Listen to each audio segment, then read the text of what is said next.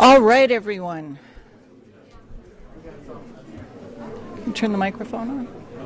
It's on. It's okay? All right. Hello, everyone. Welcome.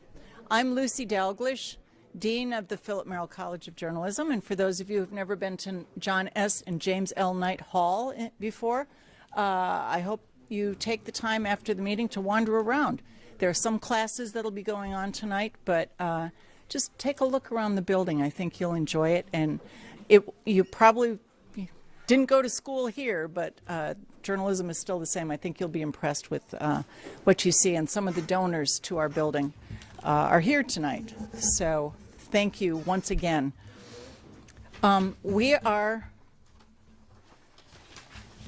This is the first event of any sort whatsoever we've had at Knight Hall in 2 years. So it's really quite remarkable. It's wonderful to have everyone here in person. We're here tonight to honor a group of our most accomplished and talented graduates, as well as a beloved dean who helped shape Merrill College into what it is today. I think this group is a wonderful illustration of how Merrill prepares its graduates to do anything in their careers, and at a very, very high level. We're also here to kick off the celebration of the college's 50th anniversary. The journalism program began as a department in the business school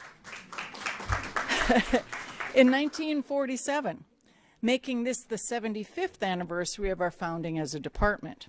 So we're looking forward to a larger celebration of our 50th and our 75th in the fall, and I hope you can come for that as well. I'd like to start the program by welcoming our university's Senior Vice President and Provost, Jennifer King Rice, to say a few words. Dr. Rice was appointed as Senior Vice President for Academic Affairs and Provost at the university in July of 2021. She previously was Dean at the College of Education, where she focused her efforts to align educational resources with initiatives to advance excellence, equity, and social justice in preschool through graduate school. She has served on the faculty and in college leadership roles at the University of Maryland for more than 25 years. And she's been recognized as a distinguished University of Maryland scholar teacher. She's a prolific scholar and a fellow at the American Education Research Association, and she has been a National Academy of Education Spencer Foundation postdoctoral fellow and a visiting fellow at the Urban Institute. Please join me in welcoming my boss, Provost Jennifer King Rice.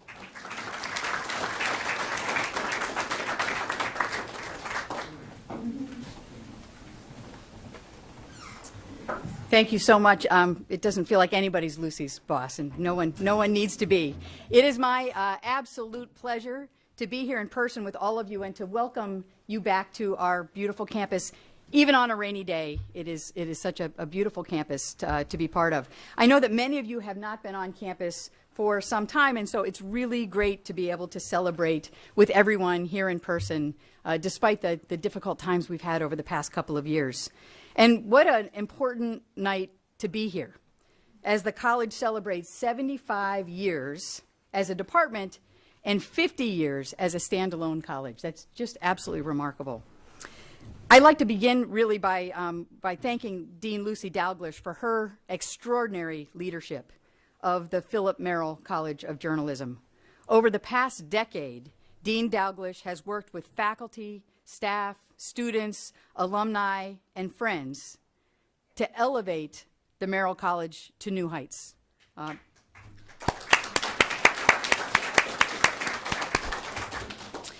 The Philip Merrill College of Journalism truly has an outstanding reputation, known for being one of the best journalism schools in the country at a critical time when we need excellent journalism more than ever before in our history.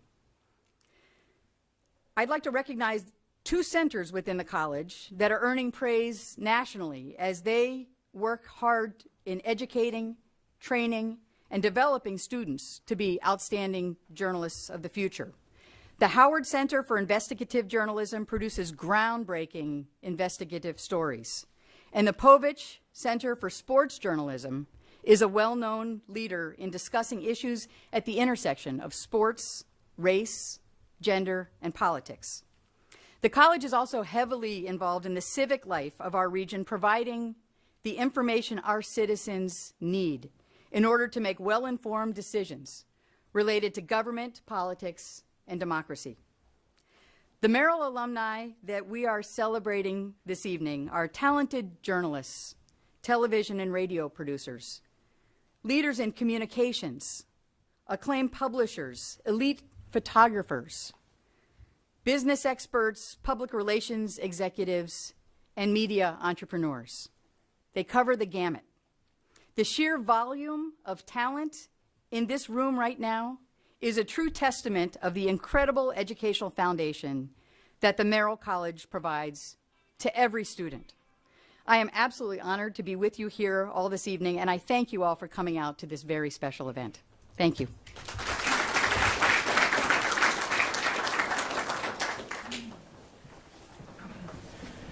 Thank you, Jennifer. We're going to ask the folks who had already been identified as distinguished alumni since 2000 to come to the podium. You were the foundation that we are building the Hall of Fame on. 7 of the 12 of you are here tonight, and some of you have come from great distances: Louisiana, New Jersey, New York. It's wonderful to have you here. I'd like to start, I think, alphabetically. Let me explain that between 2001 and 2016, the Alumni Association at the university honored 12 Merrill alumni as distinguished alumni, and we thought it would be fitting for those 12 people to be included as inductees into the first class of the Merrill College Hall of Fame. And as I read your name, please come to the front of the room to receive your plaque. And I should explain to you that all of these photographs you saw on the wall will be there, but in the near future, we will have an iPad-like kiosk that will be able to touch your face, your nose, whatever, your name, and a biography of the great things you have accomplished will pop up, and we'll be able to edit that as time goes on. So first of all is Lori Beecher. There she is.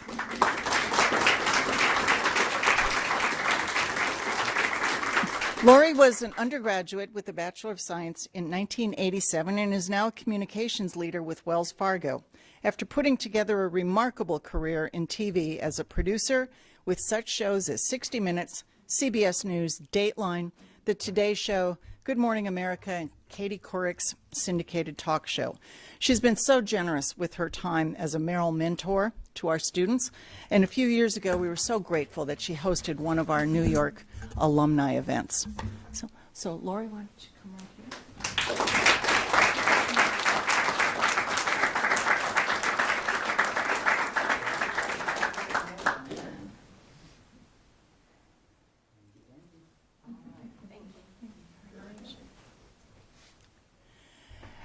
Jerry CEPPOS, from the class of 1969, was an editor for 28 years at Gannett and Knight Ridder before becoming a newspaper company executive and then a journalism school dean at the University of Nevada, Reno and Louisiana State University. More than 30 years ago, when he was editor of the San Jose Mercury News, Jerry took under his wing a young national and foreign editor from St. Paul and graciously let me, tag along with some of his best editors for a week. I have never forgotten the generosity of this Silver Spring native. And because also of the generosity of Jerry and Karen CEPPOS, you may have noticed that my office is named for his parents when we built Knight Hall.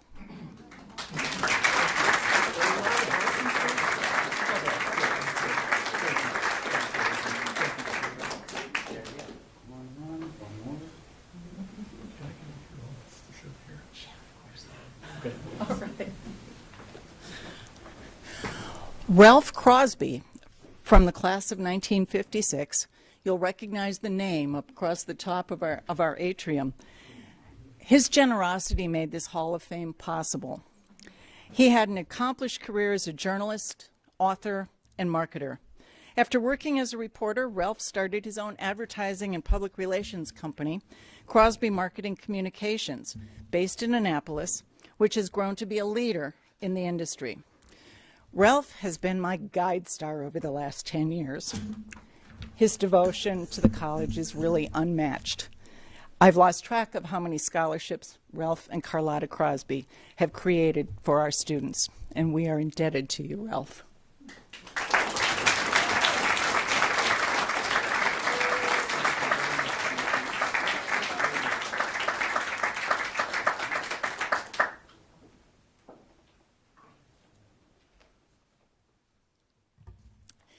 Jane Healy, who earned her undergraduate degree in 1971, put together a remarkable 40-year newspaper career, primarily at the Orlando Sentinel, where she won the newspaper's first Pulitzer Prize in 1988 for editorial writing, and she was also a two-time Pulitzer finalist.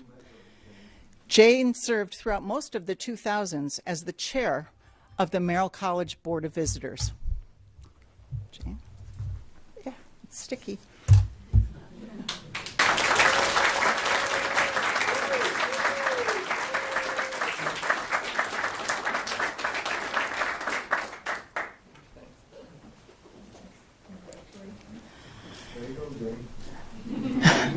Jay KERNIS, from the class of 1974, has been an award-winning television and radio producer and a broadcast executive for many years at NPR, CBS News, and CNN. He's won a Peabody Award, a DuPont Columbia Award, and a number of Emmy Awards, among others. Today, he's a senior producer at CBS Sunday Morning. Before the pandemic, Jay made it a practice to give Merrill students a tour of whatever network he was working for at the time. We are lucky that Jay has served for probably 15 or more years on the Merrill College Board of Visitors. Jay.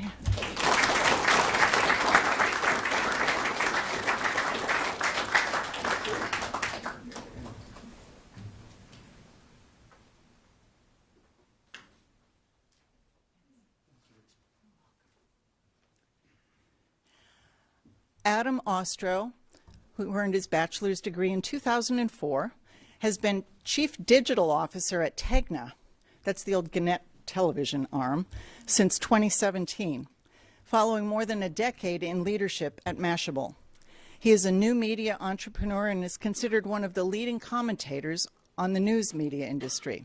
He's also a member of our Board of Visitors. Adam is one of those extraordinary entrepreneurs who has worked in print, media technology, broadcast, and a host of other things. Adam, thank you.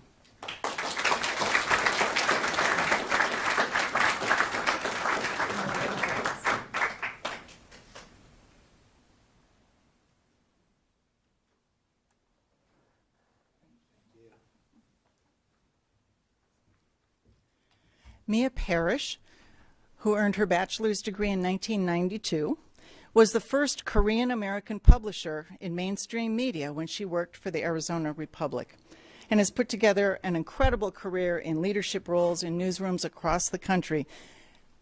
She now leads media properties and strategic partnerships at Arizona State University and is president and CEO and founder of MAP Strategies Group. Mia?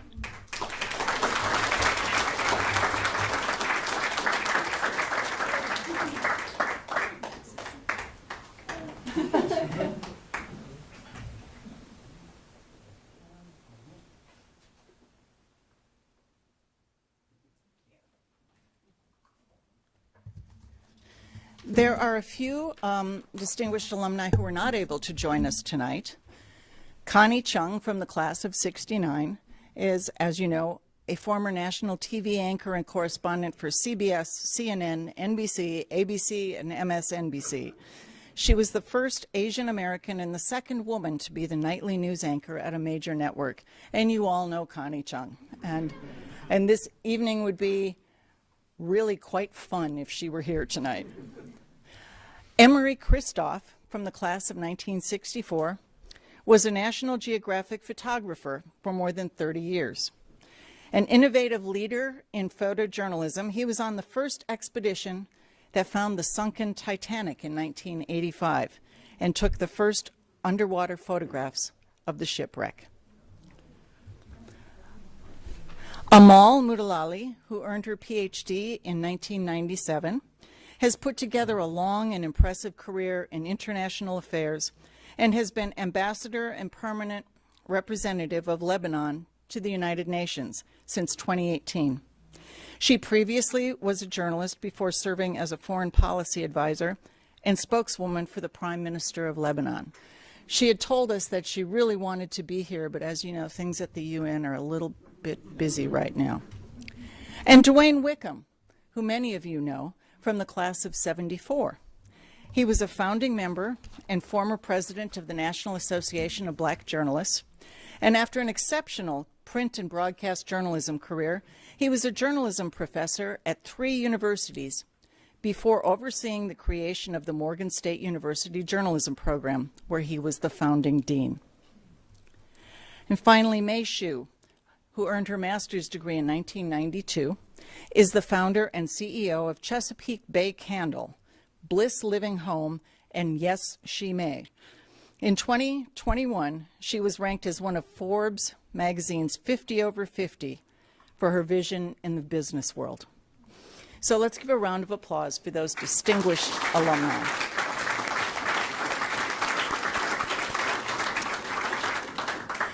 Now I would like to introduce the 6 honorees who were nominated this fall by the Merrill community and selected by a selection committee comprised of faculty, students, and alumni. We received several dozen nominations, so thank you to the committee for doing a great job in putting together this year's inaugural class. REESE CLEGHORN, who died in 2009, was once called the most outstanding dean of an American journalism program in the second half of the 20th century by Eugene L. Roberts, who some of you remember, former managing editor of the New York Times and a fellow Merrill College faculty member. After a remarkable journalism career, REESE served as Merrill College dean from 1981 until 2000, diversifying the student body and expanding the college's capabilities, leading the school to national prominence. His journalism career included positions at the Atlanta Journal, the Associated Press, the Charlotte Observer, and the Detroit Free Press, where he was associate editor. REESE's son, the Reverend John Cleghorn, was not able to be with us tonight, but he sent a video as a tribute to his father. Good evening. I'm so sorry I can't be there tonight. I had hoped to and would have loved to have been there, perhaps with one of my daughters, to be back on campus and to share this evening with you all. Sometimes in life, events and opportunities and circumstances align in such a way that a person's greatness is allowed to come out, to be on offer for others in the world. And for Dad, that happened at Maryland. He might have been editor-in-chief in Atlanta or in Charlotte or Detroit, but it was Maryland that called Dad and that charged him with the task and the vision and the dream of building a great school of journalism.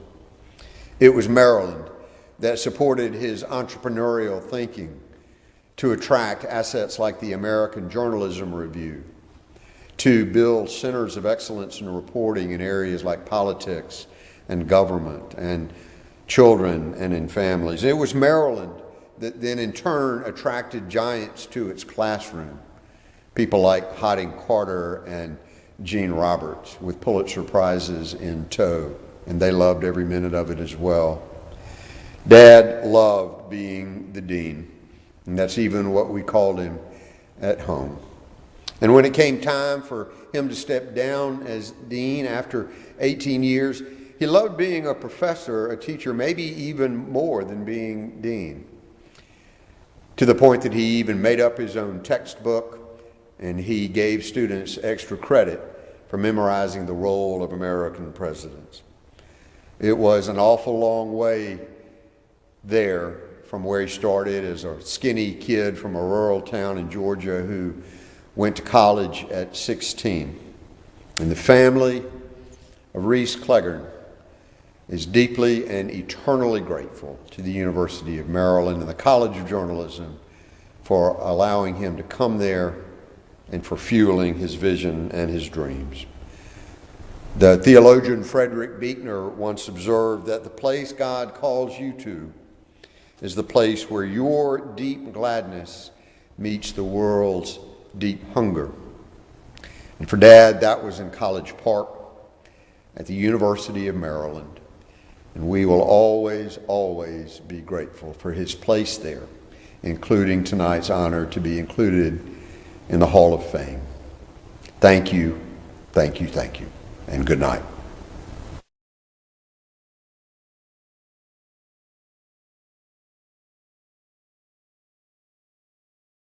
GARCIA-RUIZ, who earned his bachelor's degree in 1984, has been editor-in-chief of the San Francisco Chronicle since 2020. He previously served as managing editor in charge of digital at the Washington Post, where he was also editor for strategic projects, as well as the Post's local Sunday and sports editions. In 2000, he edited the Pulitzer Prize-winning investigation by the St. Paul Pioneer Press that uncovered academic fraud in the University of Minnesota's men's basketball program. Before moving to San Francisco last year, EMILIO was a frequent visitor to the college, speaking at programs and in classes. He's unable to join us this evening due to a prior commitment to be in Spain this week, but he shared the following video with us.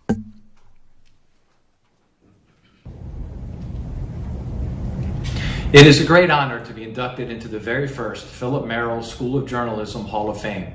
I am very sorry to not be able to be with you today. If all went according to plan, I am currently in Seville, Spain, celebrating my 25th wedding anniversary and, ironically, preparing to speak to a journalism school in Madrid on Wednesday. I've always known the importance of a great journalism education. I cannot imagine I would be here today, or anywhere as a journalist really, without the incredibly important time I spent in College Park. I was one of those lucky kids who knew in high school what they wanted to be. Not so easy was picking the right journalism school to learn the craft. Having grown up in Bethesda, I remember looking at schools all over the country for the best fit for me. But I kept hearing about how Maryland had a great journalism school and a plucky student newspaper called the Diamondback. It was there where I caught the journalism bug and developed a very nasty competitive streak, as well as terrible eating habits that continue to this day. Back then, Diamondback editors would berate any student reporter who got beaten by the Baltimore Sun or the Washington Post. We were supposed to be better. I have carried the Diamondback ambition with me to this day.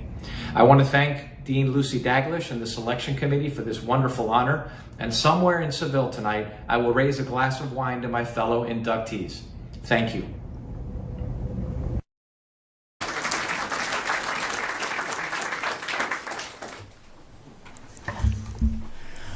Charles Green served as editor of the National Journal from 1999 until 2013, leading the staff to the National Magazine Award, the National Headliner Award, the Gerald R. Ford Award, and many more honors. He previously spent 17 years at Knight Ridder, covering Congress, the White House, politics, and social issues as a reporter before becoming a news editor. That's where I first met him, in the Washington Bureau. While at Knight Ridder, he was a part of the team that won the 1983 Pulitzer Prize and a 1987 George Polk Award before being named a Pulitzer finalist in 1991. He started his career as a reporter at the Herald Mail in Hagerstown, Maryland. And I was at an event Saturday night, and people had heard that Charlie was going to be inducted into the Hall of Fame tonight. And they kept coming up to me saying, he is the nicest guy in the world. And they're right. So Charlie, would you like to come and say a few words, please?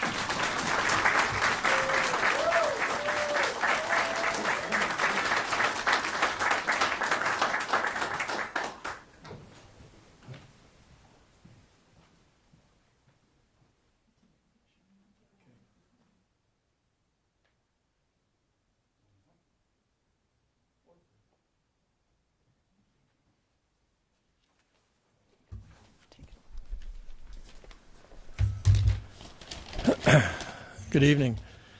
Thank you, Dean Dalglish, Ralph Crosby, for making this event possible, and everyone involved in putting together this evening. It's an honor to be recognized with such distinguished alumni. Some people know at an early age that they want to be a journalist. I wasn't one of those people. I dabbled in about 6 different majors before I started taking journalism courses as a junior.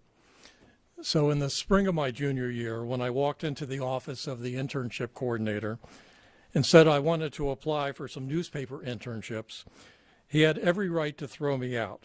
The only experience I had was doing some news reports for WMUC. Jay was there, way above my pay grade. But Dr. Newsom gave me a shot, and I ended up getting a terrific internship with the Morning Herald in Hagerstown. Looking back, it was one of the most important moments of my career. I mention this to highlight the importance of giving people a chance, even when it's a bit of a risk. And to the students in the audience, the importance of taking chances as you enter the workforce. I'm not smart enough to know how we deal with the distrust of the media we see today and the disregard for facts and the truth, but I do know that we'll never get to a better place if young journalists don't help us figure out how to get there. In closing, I'd like to thank my family, friends, and colleagues who've been so supportive over the years, some of whom are here this evening. Thank you to my 3 sons who took the initiative to nominate me for this honor. Thank you to my parents for their encouragement. It was my mother, by the way, who gently suggested to me after my sophomore year that I might want to consider a journalism major.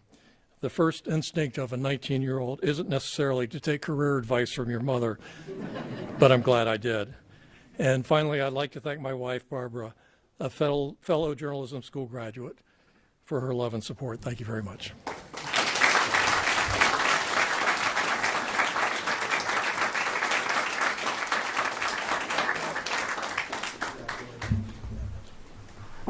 The next honoree I have known for a very long time, ever since she started out as a baby reporter in my newsroom in St. Paul about the time I was leaving to go to law school. Maria Douglas Reeve from the MJ, I think our very first Capitol News Bureau, perhaps, class of 1992, has been executive editor of the Houston Chronicle since 2021. When she became the first person of color to be named to the top job there. She's been a newsroom leader for more than 30 years.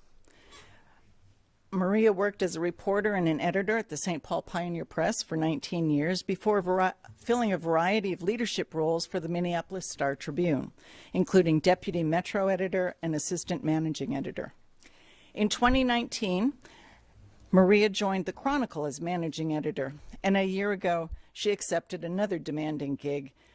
She served as our Merrill College Zoom commencement speaker. As Maria comes to the Maria, congratulations, and it's wonderful to see you and to meet your whole family from Charleston. Thank you all for coming.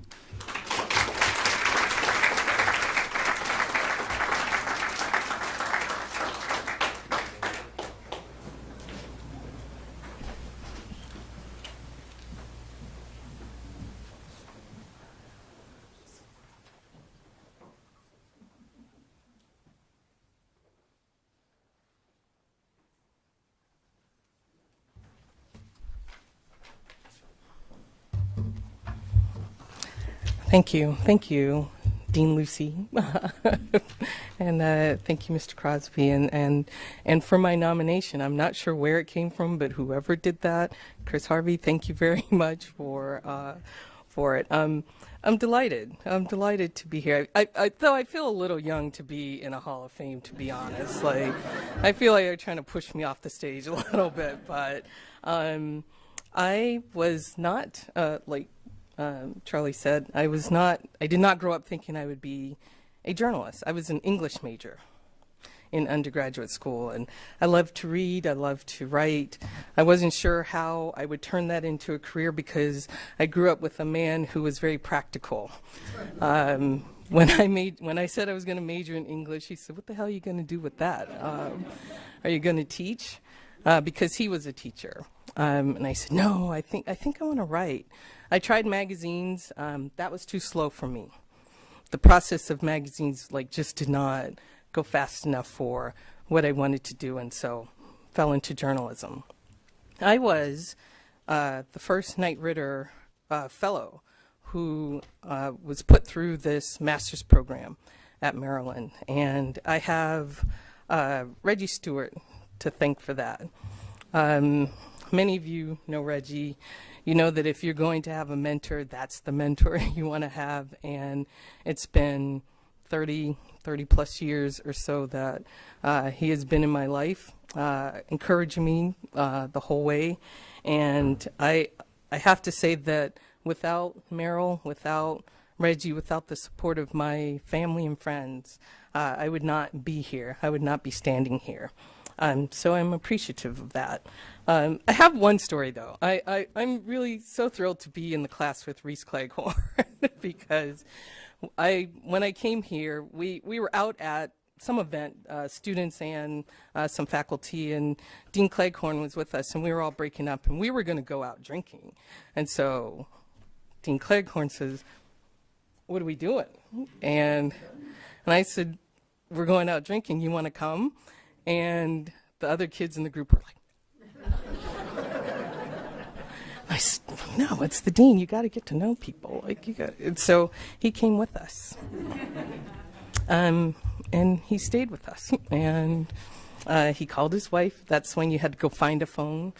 He found a phone. He called his wife, and he hung out with us. And after that, I'm not sure he knew this, but after that, his nickname within the group was Reese Baby. Because Reese Baby liked to hang out with the students, and it was delightful.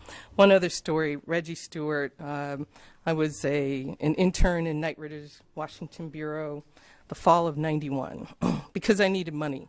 The stipend wasn't going to help. I couldn't live on it. And so I said, "Reggie, I need some money. Can I come be an intern?" And so he said, "Sure, come down." He sent us up to the Hill to shag some quotes for some story, and his advice to us was, "Don't F it up." And I was like, so you're standing there wide-eyed, and I was like, I think I'm gonna like him. I'm gonna like working for this guy. He was very to the point. So all of that is to say that this Merrill family has meant the world to me in my career, and I could not do this without the background and the education that I got here, and I am super appreciative of being inducted into this class. So thank you very much. Thank you.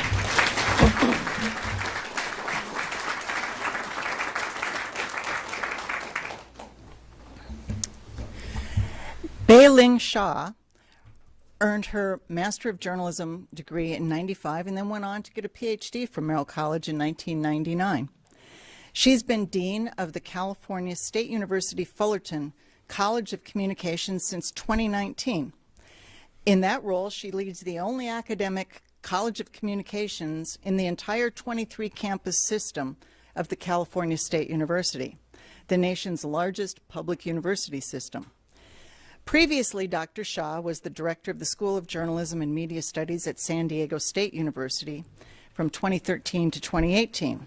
And as a scholar, Dr. Shaw pioneered research at the intersection of identity and public relations, for which she won the 2018 Pathfinder Award from the Institute for Public Relations. Her scholarly work to develop a theory of intercultural public relations is the foundation of 2 books on the subject, and she is the co-author of the world's longest continuously published textbook in public relations. Congratulations, BEY-LING.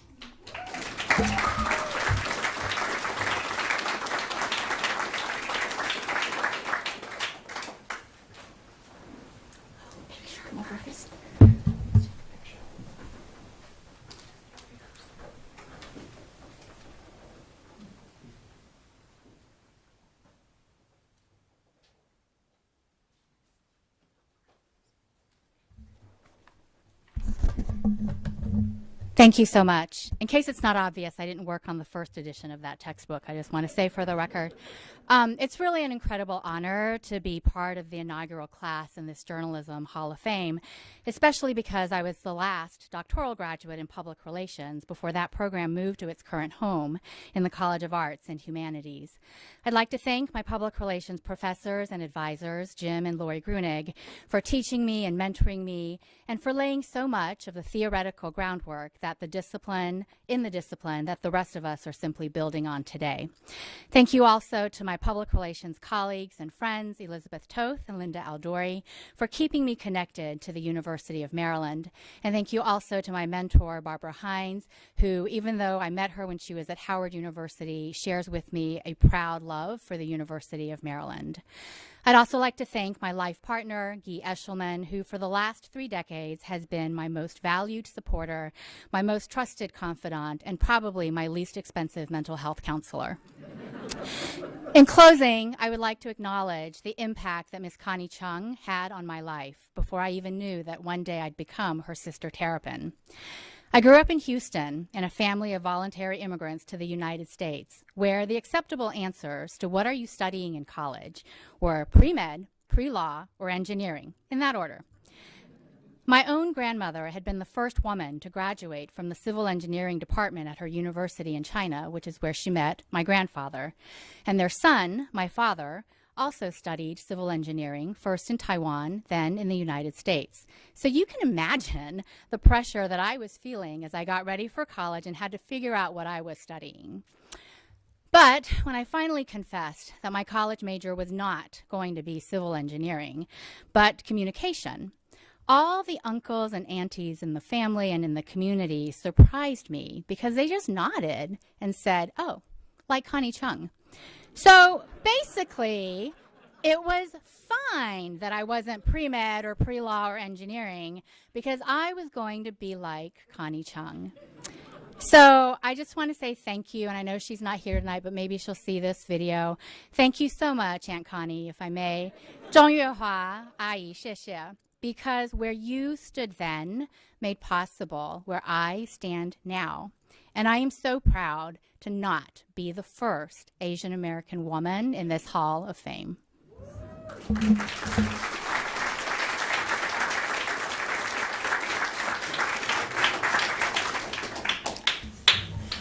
Sandra Dawson Long Weaver is from the class of 74. That was some class, wasn't it? She co-founded the National Association of Black Journalists and was the first black woman to serve as managing editor of the Philadelphia Inquirer, where she was also vice president for newsroom operations. Her 47-year journalism career included stops at the Wilmington Journal, the Bulletin in Philadelphia, and the Tennessee Tribune. She served as a juror for the Pulitzer Prizes in 2005 and 2006 and led a team that was a Pulitzer finalist in 1992. She's also the president, CEO, and founder of the consulting firm DAWSON Media Group. Sandra, it's so nice to have you back on campus. Where are you? There, over there.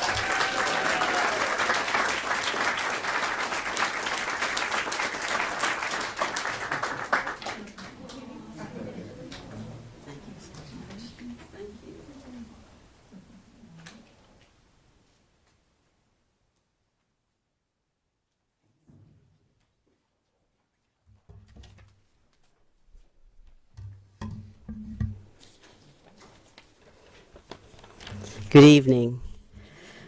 I want to say thank you so much for this incredible honor, Dean Dalglish, and to Mr. Crosby for making this possible. This is awesome. My desire to be a journalist did not start here at the University of Maryland. But it was developed and refined here.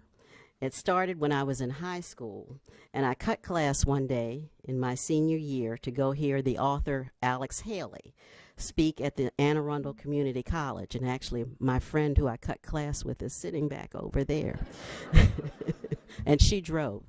But I thought he was going to talk about writing Malcolm X, the autobiography of Malcolm X. And he did for a few moments, but he was more excited to talk about the family history that he had been doing. And He talked about crossing the Atlantic. You all know the story, sitting at the feet of the griot and learning about his ancestor Kunta Kinte, who actually landed in Annapolis, where I grew up.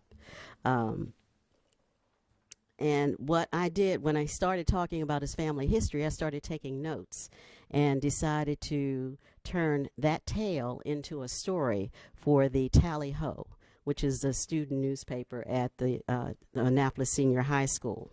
And it ended up on the front page. There was nothing like that feeling of having that front page story. My mother clipped it out and hung it on the refrigerator. It yellowed. It fell apart, but it hung there for years. And that became my passion. So when I came here to the University of Maryland, I joined the staff of the year-old Black Explosion, which was started by my friend Patricia Wheeler the year before I arrived on campus, and she's also here, sitting in the back. Not only had I found an outlet for my voice on the campus, but I became a journalism major, learning the fundamentals of reporting and writing that would help shape my career. I learned about ethics, journalism in other countries, conducting interviews, reporting, and verifying facts, all the fundamentals. And I also learned how to manage a newspaper, build a budget, and recruit staffers, all skills that I have used throughout my career. And when I graduated with my degree, I landed a job at the News Journal in Wilmington, Delaware. I was well prepared for the entry into the business that I love and continue to love today. I've only been back to the campus a few times, but I always let people know that I am a very proud Terp. And the success that I have has its roots here on the Maryland campus. I am one of the youngest founders of the National Association of Black Journalists, and I was part of the team nominated for a Pulitzer. I've worked for the white press, I've worked for the black press, and now I'm director of content for a website that the National Association of Black Journalists will be launching very soon. And I advise students who produce the newspaper at Tennessee State University. I'm honored to be a part of this inaugural class inducted for the Hall of Fame, and I appreciate the recognition for the work that I have done and continue to do to bring diverse voices to the forefront to tell their stories. Thank you very much.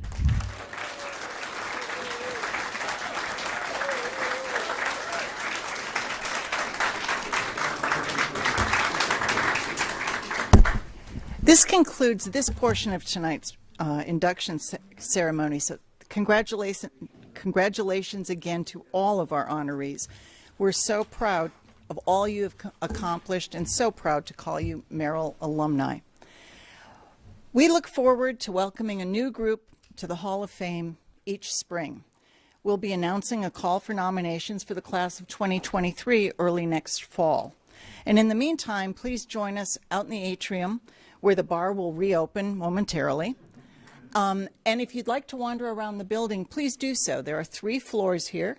If you go to the top, that's where you will find our Howard Center for Investigative Journalism, our Capitol Gazette Memorial Room, the Povich Center for Sports Journalism, the National Association of Black Journalists office, and a couple our big Studio C newsroom. On the 2nd floor, you'll find our faculty and 4 or 5 news labs. And seminar rooms. And of course, on this floor, this is our largest theater. We're in the process of turning it into a connected television studio. That's underway. The first room you come to when you walk in on the left is our 24/7 news bubble. That is open to our students around the clock. The police come in several times a night to check that out, make sure they're okay. But those computers are loaded with all sorts of software that they need, anything they would need to edit a video or write a story, and it's their space, as long as they don't bring pizza in there, right, Clint? Yeah. And you'll also find more news labs and the beautiful atrium out here that Ralph and Carlotta so generously donated to the college back when the building was built. So please wander around and make yourselves at home. I'd also like to ask all of the honorees, when we leave this room, could you please stand over by the Hall of Fame wall, and we'd like to take some photographs. So anyway, the bar is open. We'll be passing more hors d'oeuvres. Help yourself. And thank you all so much for coming this evening.